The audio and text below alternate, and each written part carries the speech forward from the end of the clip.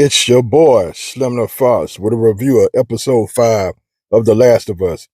The episode starts with Henry and Sam trying to maneuver their way through Kansas City, or Killer City, as Henry tells Joel later, because the resistance led by Kathleen is after them.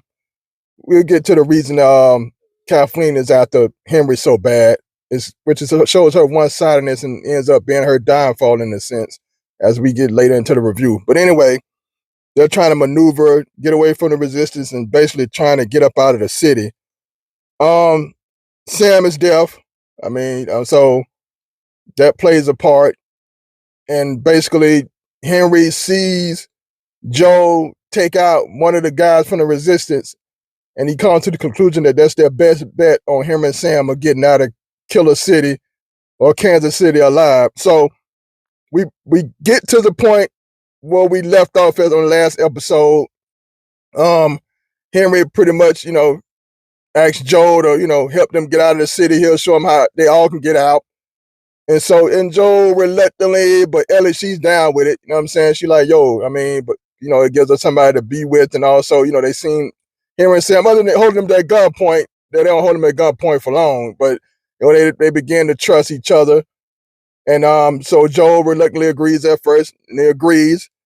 And on the other side of things, Kathleen, she's basically trying to find Henry at all costs.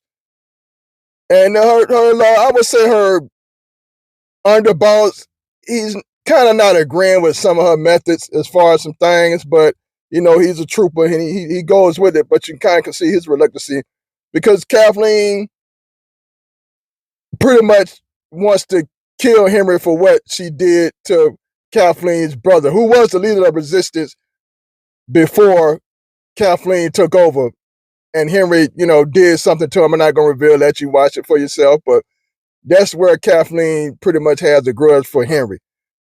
And that, like I said, that one-sided mind frame and thinking of basically just focusing on that is her downfall. But anyway, Joel, Henry, Ellie, and Sam, they make their way underground through the tunnels. There's no zombies, or if you want to call them, or we'll call them infected, which is really what they call them on the show. They're infected around. So they make their way and they get through that and they come out in a certain part of the city where they pretty much need to be, and all they have to do is get down to the bank and under the bridge and they're out. But a sniper who's an older gentleman is in the house is shooting at them, you know what I'm saying, which pretty much, impedes them from making their way. And at the same time, the sniper, before Joel kills him, which is an older gentleman, like I said before, has alerted Kathleen where they at.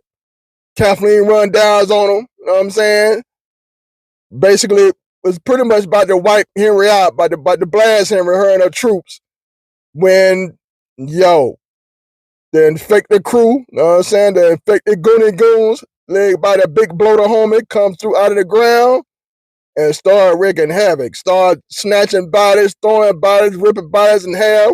The bloater himself was not playing. He was cutting up. He was dismembering and snatching and grabbing and ripping everything and limb from limb. And the child infected, they was putting that work in too. They was bodying Kathleen troops. They killed Kathleen. The bloater kills Kathleen's sidekick. When a child infected put that work in on Kathleen, kill her so she don't get her revenge on Henry. And that's her one-sidedness, because during the time of the episode, someone basically told Kathleen about, we learned in the early episodes about, the infected under the city, and Kathleen should have had her troops wipe the infected out, or tried to, but she was so focused on Henry that she didn't really, it didn't really take care of like she should have, and it came back and bit her. That's why I talked about it, came back a bit on the butt. Anyway, so after the zombies, infected, wipe out Kathleen and her troops, they was after, Henry, Sam, and Ellie too. Joel, he was in the house, you know what I'm saying, shooting a sniper gun, keeping the infected off of Ellie and Sam and them. They make their way to a hotel, chilling out for the rest of the night. And it comes out that, and for those who seen the video game or played the video game, which I played the video game, that Sam was bitten, and it's a really sad scene.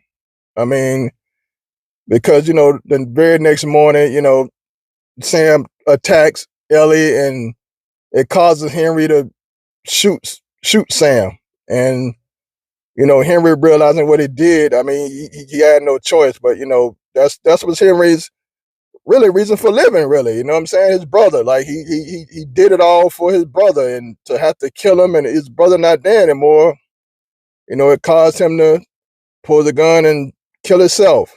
And that really it was really a heart wrenching scene. So, and it pretty much ends with that, Ellie and Joel, they bury Sam and Henry body, and they walk off in the daytime. But you can tell that even their moods has changed and their mind frame has changed. And there was a very, very, very that last scene, couple of scenes was a very, very great television. It definitely left a mark.